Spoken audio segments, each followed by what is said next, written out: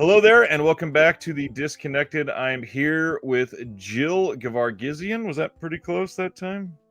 Probably You not. did a good job. It's just All right. Gevargizian, but Ah, the wrong emphasis there. Yeah, that's always a difficult one. She is most well known recently for directing The Stylist, which we're going to talk about in super depth today. But also another Kansas City local, and just welcome to the show. How are you?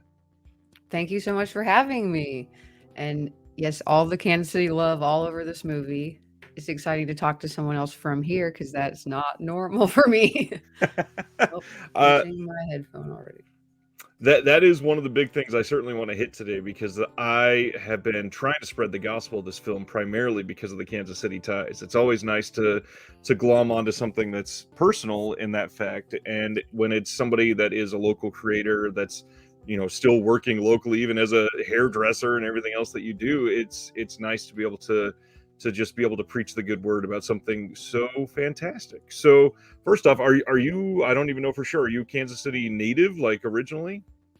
I am. I've just lived kind of all over the greater Kansas City area. Yeah, Born on the Missouri side, then half of my school life was on the Kansas side. Um, and I don't know if you know, when people come here from somewhere else, it's like they're really blown away by this being right on the state line. yep. I Like it's I all am the not same place, essentially. I am not a native, so I'm one of those people that's still blown away. I've been here for almost a decade, and it's been a crazy decade because it seems like there's a lot of people finally discovering Kansas City. I mean, obviously, two sports world championships in that decade has kind of been a big deal, but it's a big period of growth too. A lot of the suburbs have exploded. Obviously, the pandemic has treated the metro area is a completely different thing, and we're all still sort of adjusting. But this film in particular, The Stylist, really captures a lot that other places have failed to capture Kansas City. So why, other than being a native, why so beautiful? Why capture Kansas City in a film like this?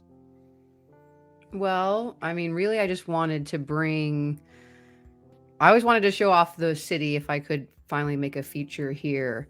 Yeah, Um, I had a couple projects like in this state of trying to get off the ground, trying to get financed, the stylist and something else, and everything I was trying to bring here, but especially the stylist, we wrote that in mind with like kind of picturing areas around here already, yeah, and really as just being having all the pride for the city, I was excited to show it off in as many scenes as we could. Like there's a lot of scenes where we could have just picked any old, like for instance, a park or a parking lot anywhere, but we chose places where the city would be in the background, and like all right. that was very intentional trying to show it off because we see like Chicago and LA and New York in every movie, so it's like the location becomes a character. It's a big part of the film.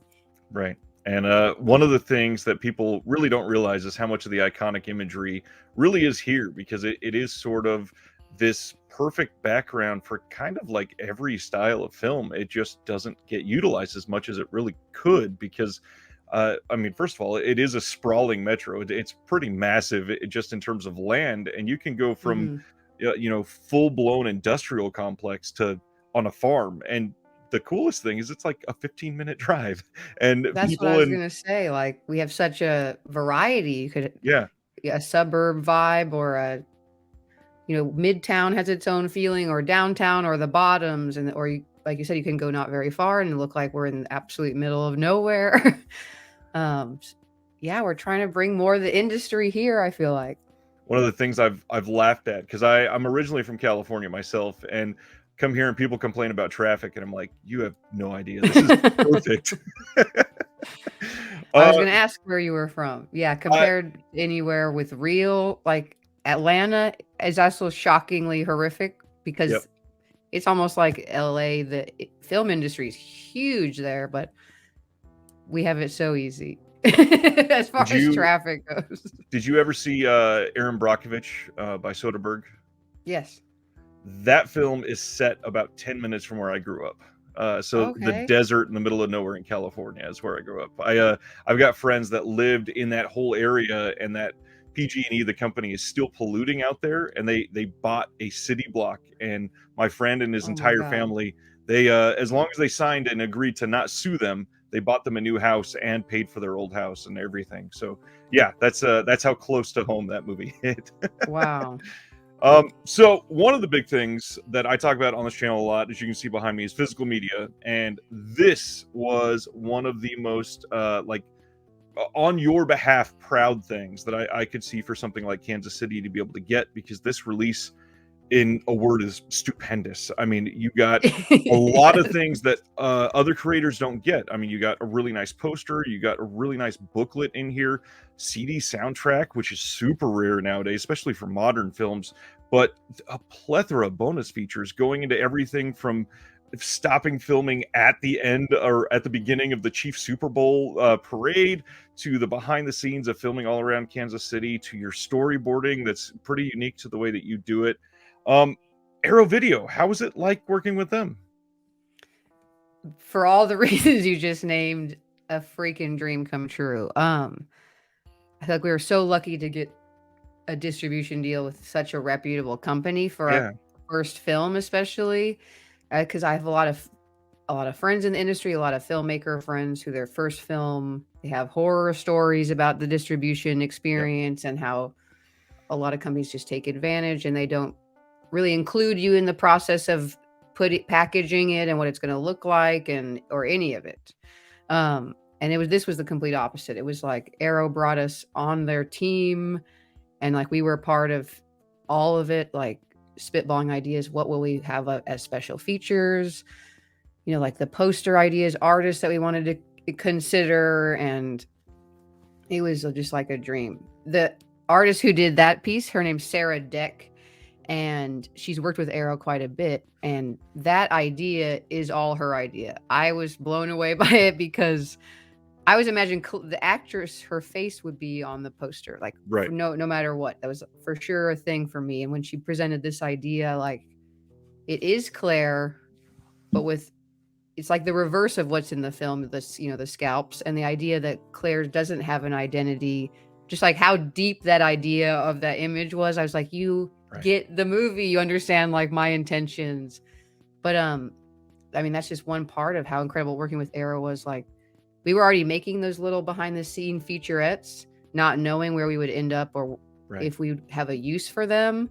And then, they hired Alexandra Heller Nicholas to do the video essay that's on there, Yep. and then another essay that's in the booklet. I mean, it's just like the kind of care they put into it makes you feel like, they're like filmmakers that truly care about our like vision for the movie, the whole look, it all being cohesive, and it was like a dream. I feel like we were spoiled to death, and now I'm scared for what will happen next in my life because I have this standard of working with such incredible people. And then they went on to, they have their own streaming channel Right. where we started on, but then this summer we went through them, we went to Shudder as well. And that's like, I feel like doubled our audience, and it's been a dream. I feel like and honestly, we got with the Arrow connection is largely thanks to having XYZ Films Right. represent us as a sales agent.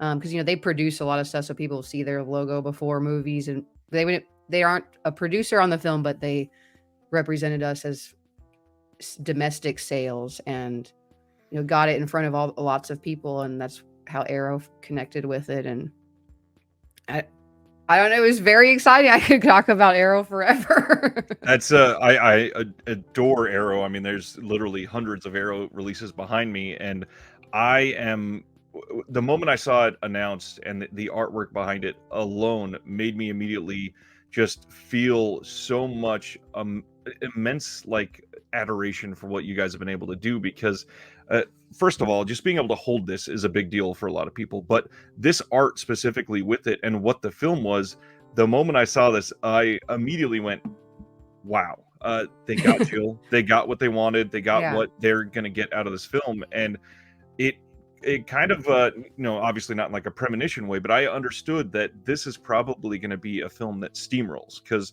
when it came out, obviously odd timing, pandemic, and everything else over the last few years, it wasn't going to be massive on day one, but with the Arrow player, with Shudder, with the Fangoria Chainsaw Award nomination. Congratulations, by the way. Thank It, you. it seems like more people are attaching as it goes on. Does it feel that way to you as well, witnessing that from behind the scenes?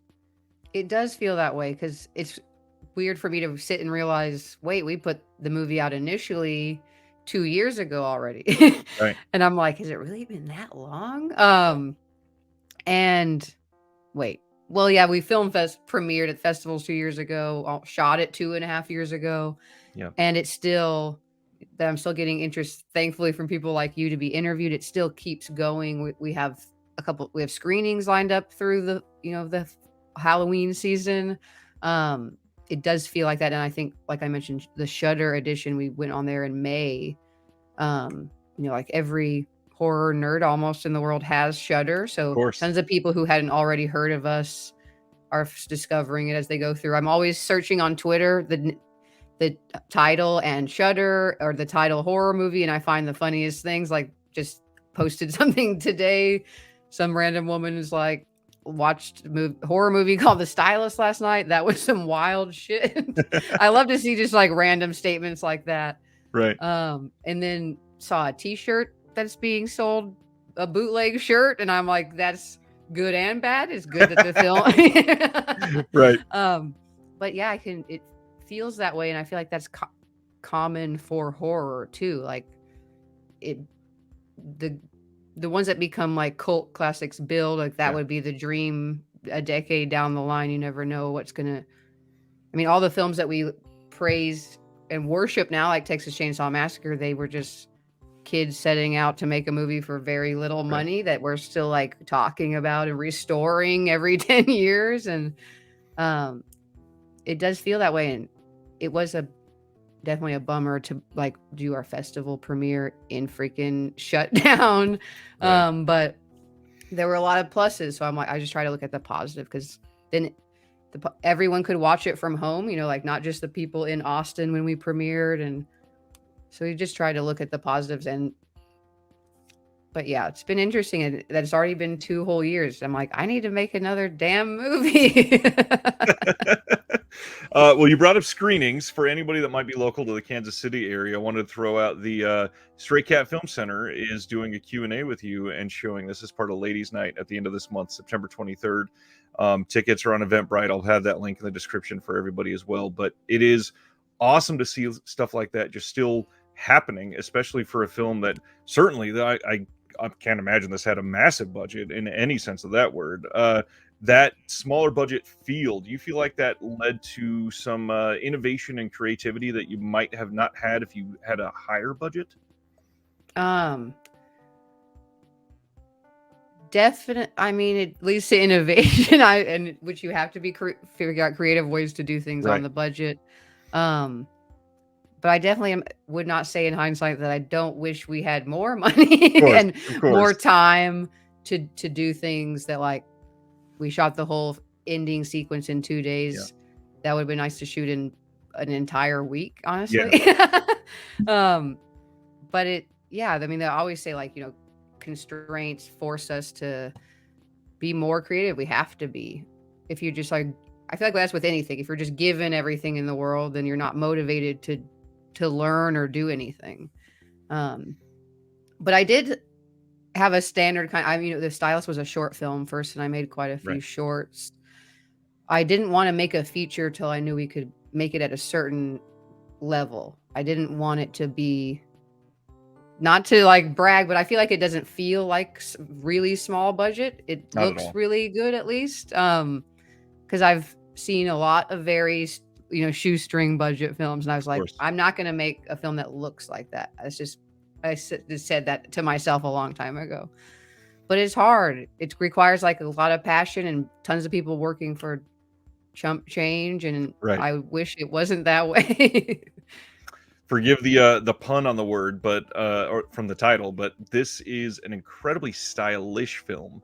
And through everything that you were able to pull out of Kansas City with all of the local resources, is there anything that really makes you hopeful and really looking forward to the next decade of filmmaking in Kansas City, because it seems like things are finally like starting to realize like this is a good place to film. We got there's a season or two of Queer Eye from Netflix that shot Mhm. here. We got The Last of Us. Can't remember if that's a movie or a series, but that just started filming here.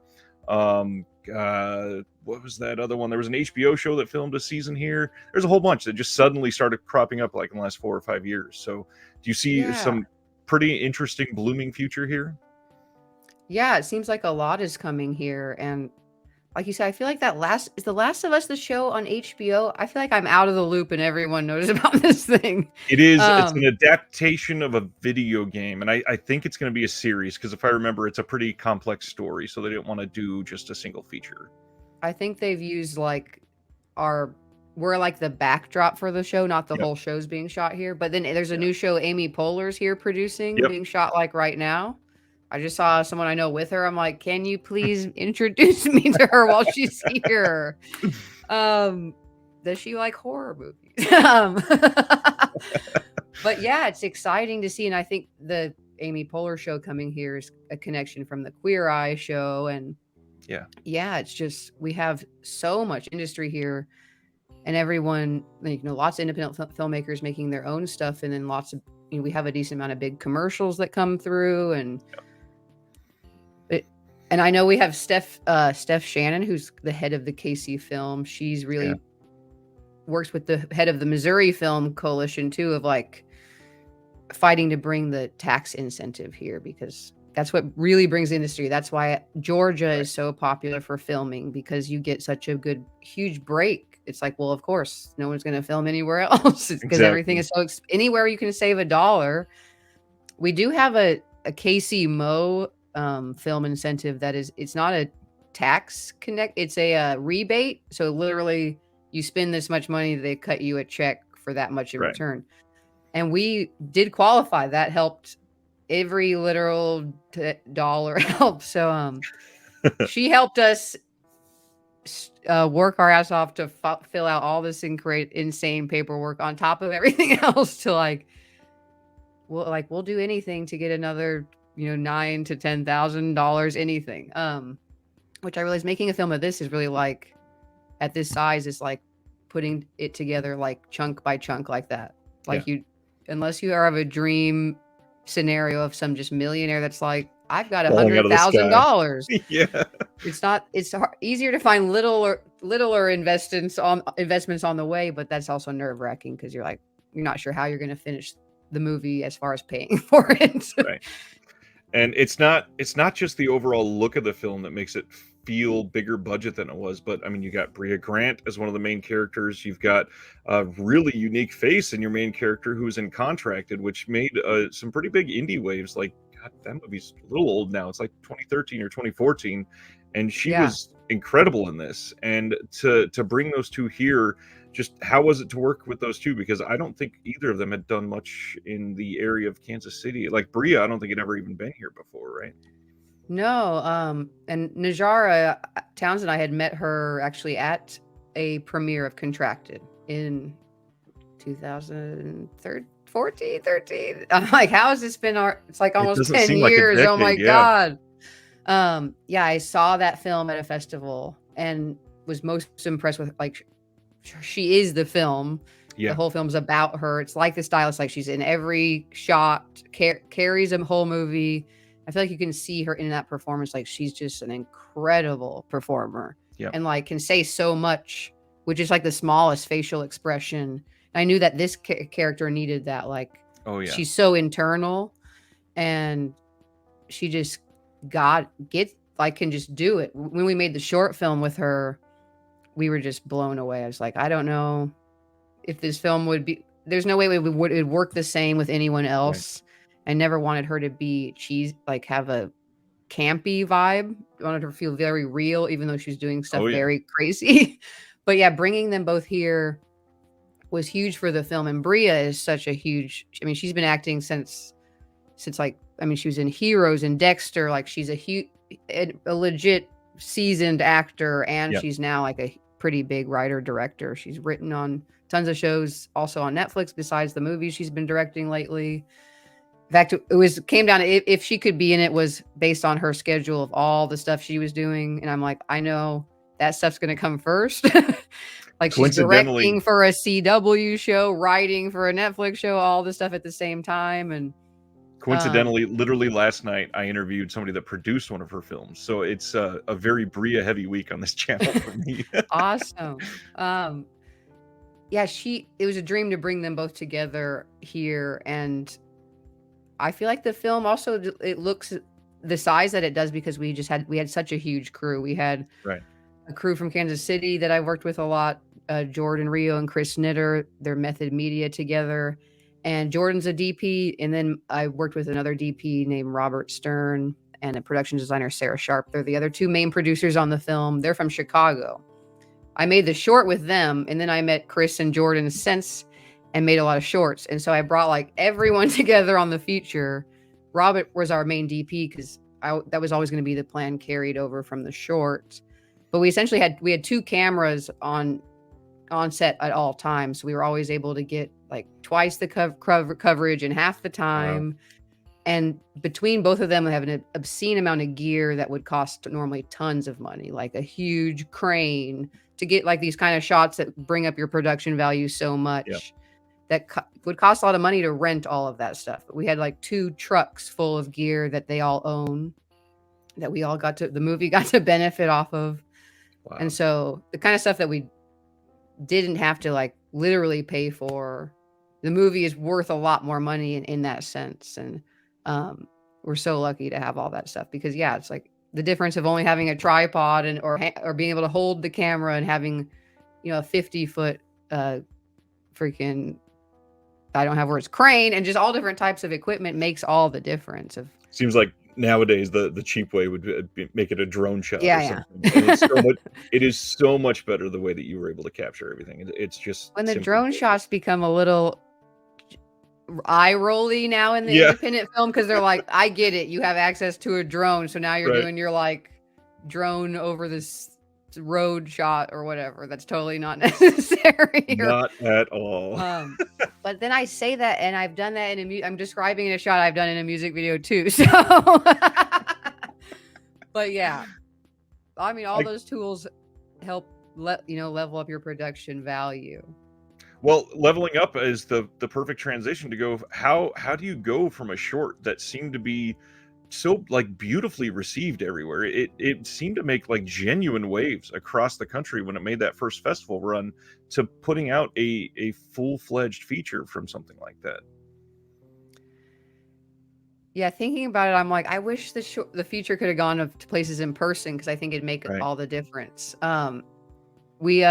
The short was like a dream. We had I and like Robert, our DP, I know, we had like this intuition that this was like something more special than what we've done before. Yeah. But we could never have realized like we won like 20 awards at festivals. Like half of those are, I think, for Najara's performance, which hell yes. The whole movie's like thanks to her performance, I think. But I naively, I think, thought part of it would be easier, like the part of like getting maybe the financing to get it going, because we had the short, we had like the success of it, and the short to be able to show people like as a proof of concept. And I got a really exciting producer on board at first on the feature, who's this is probably not secret, David Lawson, who I'm still love. He produced like Aaron Moorhead and Justin Benson's movies, like The Endless, and he's produced all these huge films. So I was like, once he came on, I was like, we're set. Like, he's going to help us find the money. We're going to make the movie with like a real amount of money, whatever that means. And it just was, we had like a lot of people really liked the concept and the short, but it just wasn't like no one was grabbing onto it. We were getting notes though on the script that I ended up taking, and we like rewrote the damn script after that.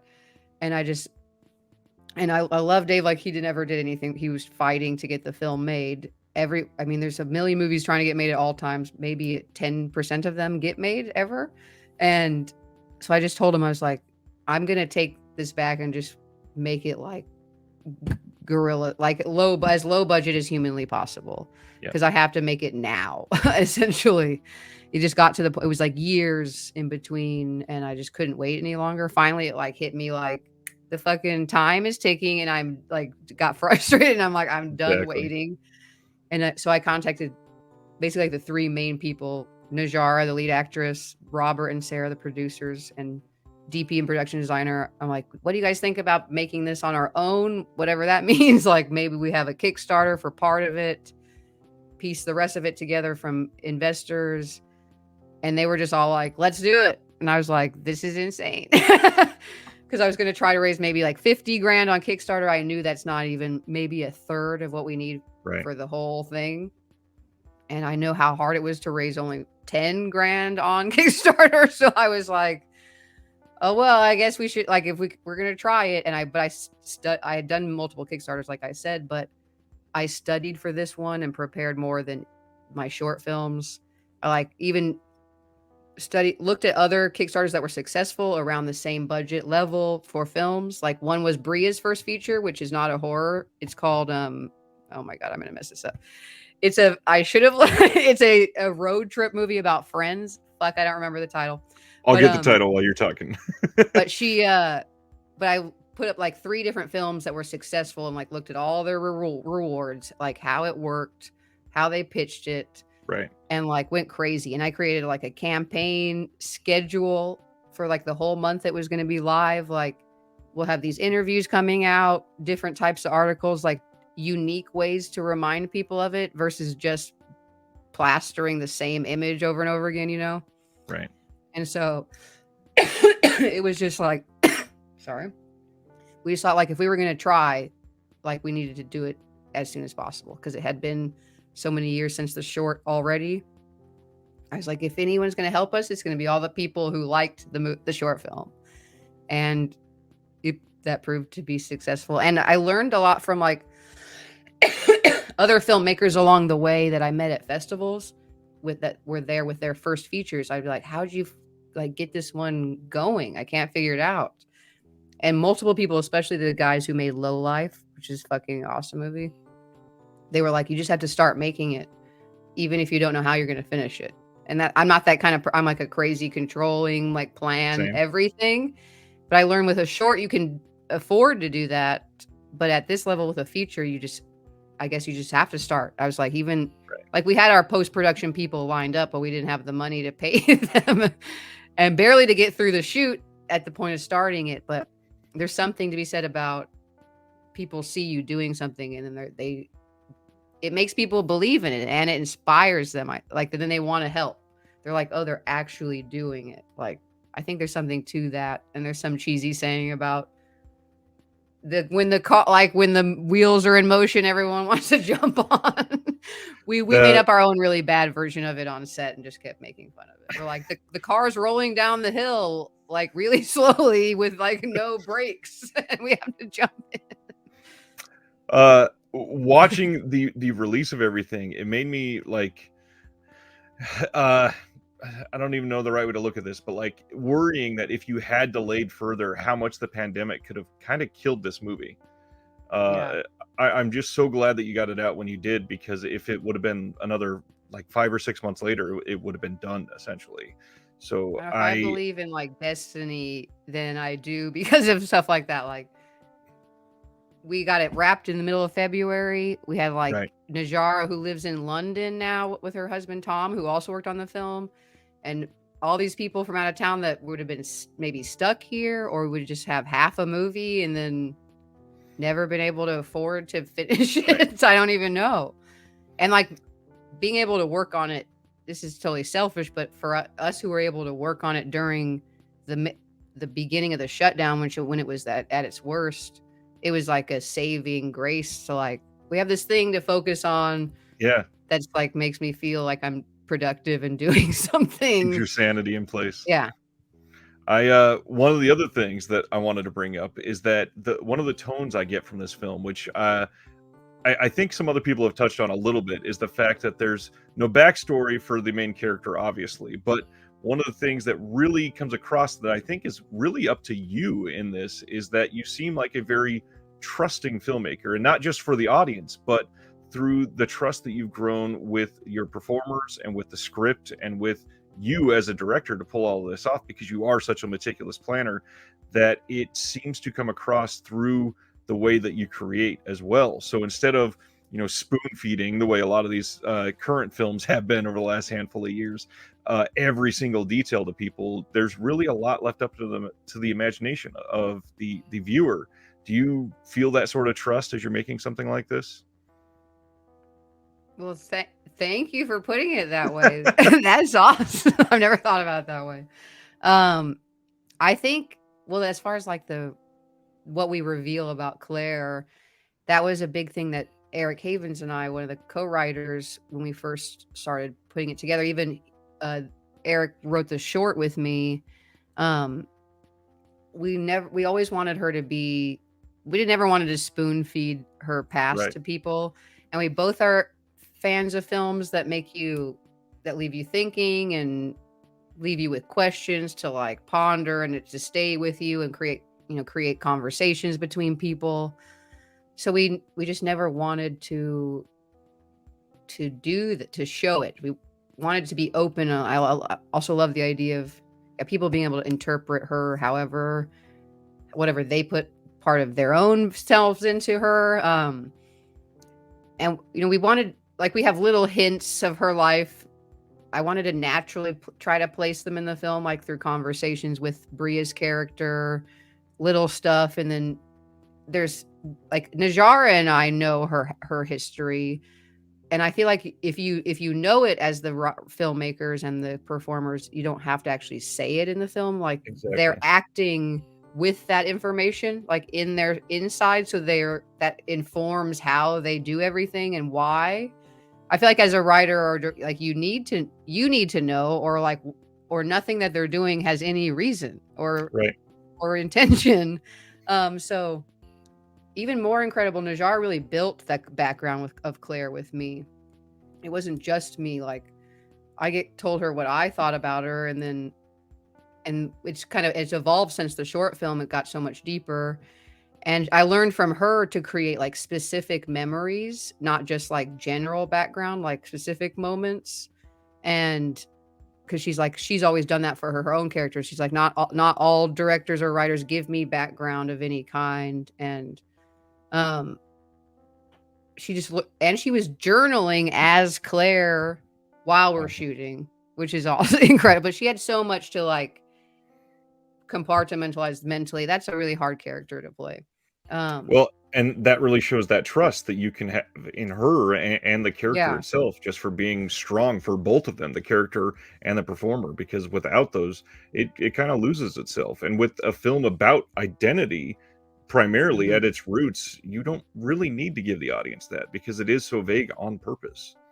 And in fact, we had a draft that went back into her childhood multiple times. And we even wrote that against our best like intention. We didn't even ever want to do that. And then we tried it and then showed that to people, and people didn't like that part of it. Even I'm like, so people who are like, I wish I knew what the hell was going on with her, which that's always going to happen. There's always gonna be those people who wish we explained it. I'm like, well, every investor we showed it to hated that part, and we never wanted to do it. So I was like, that they're justifying what we never should have done when I heard that feedback. And I was like, it's like a sensitive thing of how much I love Claire, of like, I don't want to actually show her trauma because I don't want to personally see it. Like we already know it exists. We don't need to see it. We've all seen that kind of crap in every movie. It's like, that's kind of what we don't have from Maniac. We get compared to Maniac, of course. And like, there's the flashbacks to his childhood. Same in May, which is another big one that we're compared to. And it's like, that's the one thing we didn't do. I mean, I tried to hint at it, but yeah, I just love creating something that people can think and talk about. And Julia Ducournau, the director of Titan and Raw, or Titan, she put it in the best way ever. I'm obsessed with her as a filmmaker. I loved Raw, but I really fucking became obsessed with Titan, which I only learned how to say that once I heard her say it. I'm like, oh, of course, we're saying it like a bunch of American rednecks. Yep. But she described it like how what her hope for art, or what she thinks art should do, is that it should create forward movement. And I just liked that saying versus just like creating she's like, whatever that could mean, like you think about it more, or it creates a conversation, or whatever it might be. It's not there to answer questions. It's just to like create some sort of movement in the world. I was Right. like, that is a beautiful way to say that. One of the ways that this has easily been able to spring forward and make movement is the fact that it is so female specific and female centric. And from the commentary, it didn't sound like you really set out to do a lot of that. But I really wanted to highlight, because first of all, this channel is a massive sausage fest. Most people in this hobby, a lot of people in this industry, it's all male centric. And I really try to get so many different voices that I possibly can. But it's hard. It's hard to not come across as, creepy to some people. It's hard to have people break down their doors when they've had bad experiences with people in the past. But you seem to go there full all in on the female experience, the fact that this is a female serial killer, which doesn't get portrayed that often. But beyond the female aspect of it, it gives this unique flavor to very specific things. Like, you have the vibrator scene in this film is such a unique take that no one really is ever willing to do something like that. And I obviously it's not meant to be titillating or sexy in any way, but it is such a perfect way to bring this class of realism to this character. And I just thank you for adding something like that, so that somebody can see, like, this is relatable in an odd way, because we all have experiences with something like this. And it was just beautiful to see on screen like that. Well, thank you.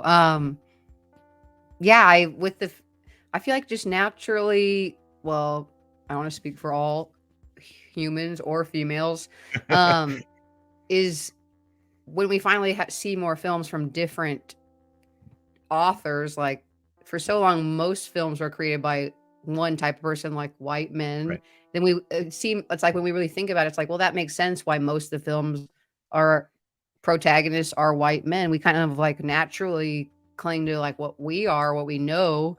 I feel Right. like that's why I wrote a film about a woman who's a hairstylist, I'm not a serial killer. That part gets funny when I'm cutting people's hair as well. But I just think, like, when we're seeing so many more films from women, from people of color, from the queer community, all different types, then we're finally seeing different stories and hearing different perspectives on the same type of stories. Right. And it's like, that's what we need to have this plethora of different things instead of it all being very similar. And yeah, I feel like it's funny. I realized really when I started to break the script down from like a producer perspective, when I decided to do the Kickstarter and like first wrote a list of all the characters' names, and I'm like, oh my God, there's no men in this movie. Right. And except for Olivia's husband, played by Davis Durock, which is a small role, but I knew that needed to be a really good actor because of the things they have to react to. But yeah, I was almost feeling like I was know Davis really well and think he's incredible and always wanted to work with him. And part of me was worried. I was like, is this insulting because it's such a small role? But I know I need someone as good as him because of the big moments that they're in. Where I just lost my train of thought. What am I saying? Female centric, writing down the names. And I'm talking about Davis. Yeah, it was just like, it just naturally happened. And then I thought it was, people pointed out things to me once it came out that I feel like is just like subconscious for me. But like, they're like people writing these intelligent breakdowns of the movie. And I'm like, I didn't think about any of this stuff consciously. But like someone said how like men are always in the corner of, even like blocking wise physically, Right. like in the corner or the background of moments. And I'm like, you're right. And I don't think that was on purpose. And I wish I'm going to pretend like we totally meant to put them always in the right corner of the frame. Purpose, yeah. It had intent. Well, we do plan a lot of stuff like that. Like we have like a camera language decided ahead of time. But that was one thing someone noticed. I was like, I just didn't even mean to do this. It was definitely not a man hating movie. Right. But it just was naturally like that, but I'm also naturally attracted to more and more female characters, and especially in Right. horror. Doing crazy things is fun to see, and we've had so many in the last few years. Like, I love Prano Bailey Bond's Censor. Did you get to Yeah. see that? That Oh, movie yeah. like blew my fucking mind. And we were up against her for all these awards. I'm like, give them Right. all to her, like whatever. Which hers came from a short film as well that was Yeah. out the same year as The Stylist. So I feel this like sisterhood with her, this like pride for what she's doing too. But yeah, I think it's really exciting to see this different. It's just finally we're focusing on the fact that there should be more people allowed to tell stories. Right, and it didn't come across as sexist in any way. It was just a female story, and it's so rare that we get that. And it's that sentence alone, first of all, depressing as shit to say. But the fact that we, like there's the Bechdel test, which for people that don't Yeah. know about it, is there two females having a conversation where it's not about a man, and it's like 93% of films or something like that all fail. That is never the case. And with the film like this, immediately it's just the sense of, okay, this is different, this is something that is special, this is something that will tell a different story. And that's the type of thing that I grab onto as a viewer, because I want to go into a situation that I know nothing about, that I'm not familiar with, and get this other type of experience, because I'll never be able to experience that. I'm not a hairstylist, I'm not a female, I don't know what it's like to be in a situation like this, and it was just wonderful to see it carried out the way that it was. Thank you. I do have to uh say something about this masturbation scene, say it. which I'm only laughing because it's naturally awkward because we're all children. Yeah. That scene was like something which I brainstormed that came out of a brainstorm with my editor John Pata, who's also a director, writer, way before we'd written the script. And I'm like, I want some. I was trying to figure out more like moments, like big, like set piece moments Yeah. that there could be that wouldn't be a kill, but would like be like just as tense as something like that. And memorable for sure. And it was an awkward thing to then approach once we decided to do it. Like, how do we make it not intentionally titillating? It's going to be naturally somewhat sexy. It'll like, Right. because what's happening, and she's still like a beautiful woman. But I was like, I don't want the camera to be acting like it's trying to look to have that kind of gaze, and it was just like a challenge of trying to figure it out.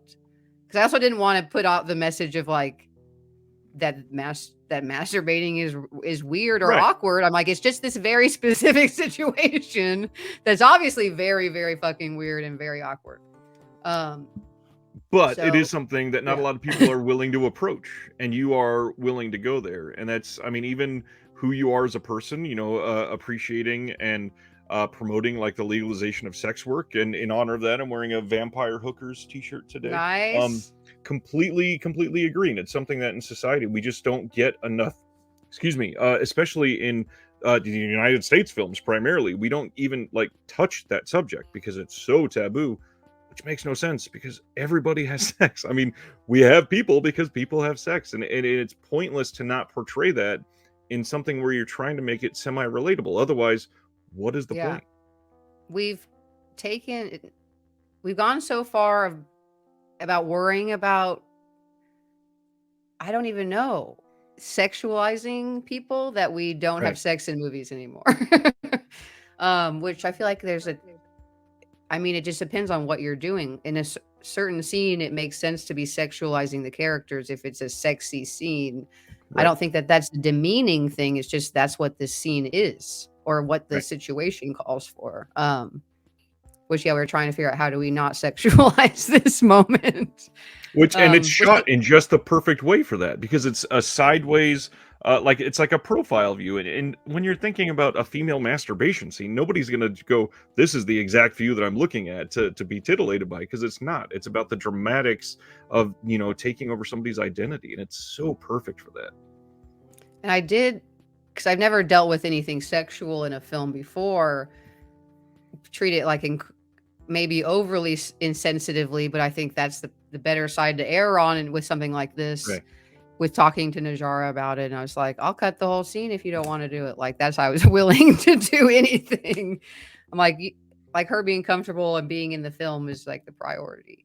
Exactly. And, I mean, now which this always should have been this way, but I think about how scary it must have been for, like, a female actress on a set in, like, the '70s, and it's all men behind the camera. There's not one woman that works on the crew, Oh, yeah. and they're, like, naked, and it's very predatory feeling even when it's not supposed to be. It's like I feel like that's why the crew needs to be more even, and why we now have, like, specific people who, like, it's almost like a stunt.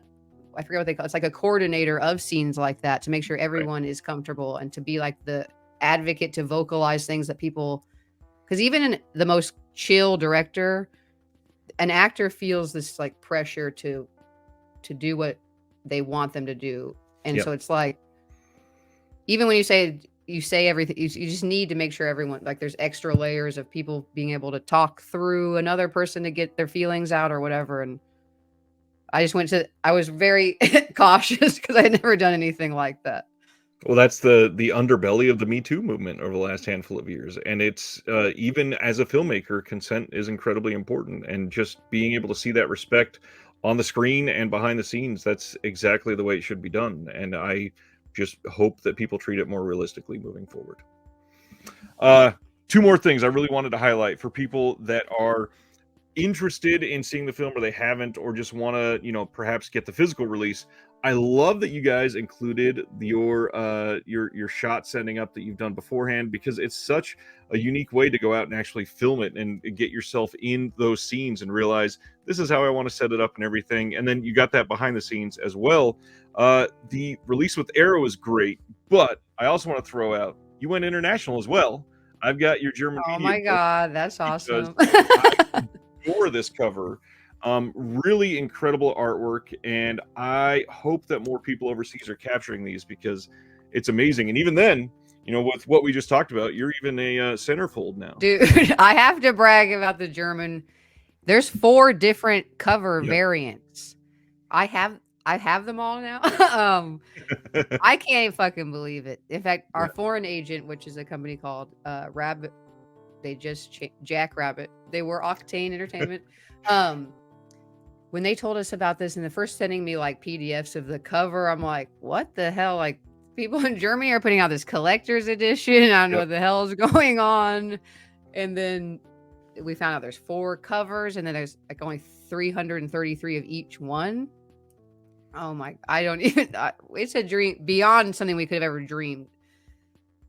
Like we're lucky to get a physical release at all, like you're mentioning. I Yeah. mean, everything mostly is just VOD streaming, and I can't fucking believe it. We have a physical copy in France too that I haven't seen, and I think Hmm. copies might be on their way. Shipping is a nightmare, but we're slowly releasing at more and more places, and like we just signed a deal with a country in the Middle East. We're in Nice. South Korea, which the poster.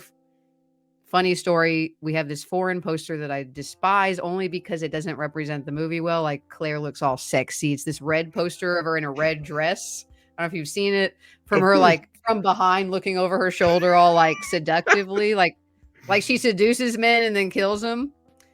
It looks very much more like a single white female, which Right. I'm inspired by that, but that's not what the movie is.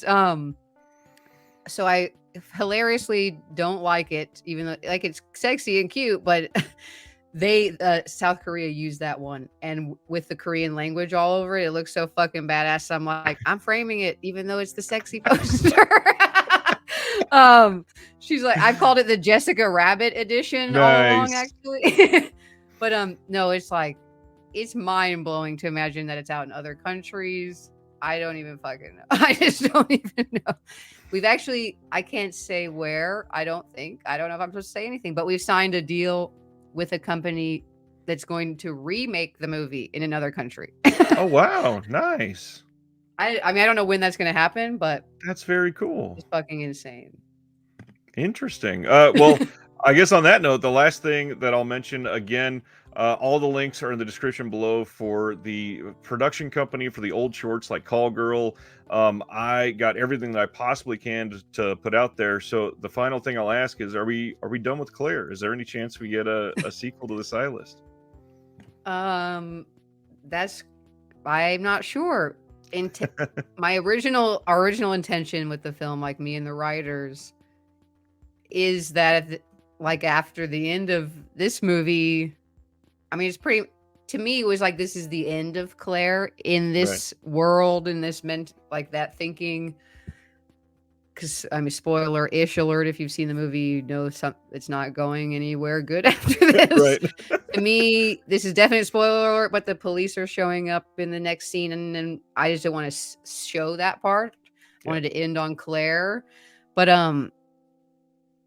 I now have thought about doing one, and I'm like, what if I would have to approach it from a totally different place mentally and be like, Yeah. now we're in crazy land because Claire, in more of a realistic version, this isn't going to continue. So I have to kind of I've thought about, is it like Texas Chainsaw sequel where he made it a comedy on purpose and just goes all Yeah. over the top? But a lot of people want a sequel, and I've always kind of said, like, I feel like sequels are demanded by the fan base. Like, no one intends to make, like, they didn't Right. intend to make a sequel to Halloween or Chainsaw. They probably did Friday because they were just like boom, boom, boom, boom, boom. Yeah. But most of them aren't like intended to ever become sequels. And so I thought, and a lot of people said, like, how cool would it be for like bloody bride Claire to be out there like on a killing spree or something On the lam, away from the police. I'm like, Yeah. well, I don't know. I don't know what like where it goes. I just don't know yet. But I would love to see Claire again personally. Me too. It was Go ahead. it was a weird feeling to realize, like, right before it premiered at Fantastic Fest in 2020, like I was like, oh, this is coming to, it was suddenly like this realization, like this journey is coming to an end. Right. Claire's not going to be a part of my life anymore. She has been for like almost forever, with the short film to the feature. I was suddenly like, I'm like, now I'm going to go through a grieving process of losing Claire in this movie. Well, thankfully, we can all keep living with Claire because it's out there in perpetuity, no matter if a sequel gets made or what. But Jill, thank you for your time. This has been incredible. I love all the insight, and I hope that there's many more in your future. Thank you so much. Have a good one. You too.